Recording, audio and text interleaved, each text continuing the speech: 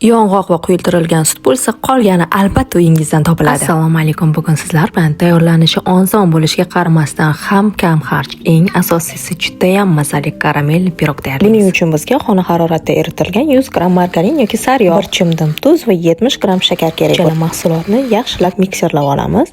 Ustidan bir dona tuxum va 200 gram un ustiga 1 choy qoshiq razirg'itser solib, yumshoq xamir qorib olamiz. Xamiringiz qo'lga yopishsa, yana ozgina un solishingiz mumkin. Qo'lga yopishmaydigan, shuning bilan birgalikda yumshoq xamir qorib olamiz. Nachinkasi uchun 200 gram yong'oqni maydalaymiz. Men buning uchun blenderdan foydalandim. Xamirimizni pergament qog'oz ustiga yoyib olamiz. So'ng qolipimizga bir tekisda joylashtirib chiqamiz. Chetlari chiroyli bo'lishi uchun men vilka bilan tekislab chiqdim. Xamirimiz ustiga maydalangan yong'og'imizni solib, bir tekisda tekislaymiz va 370 gram quyultirilgan sutni ustidan bir xilda quyib, yaxshi yoyilishi uchun xuddi shunaqa silkib 170 gradus qizgan gaz pechida 35-40 daqiqa pishirib olamiz. Ko'zingizni ayratsin, ishtahangizni o'ynatsin.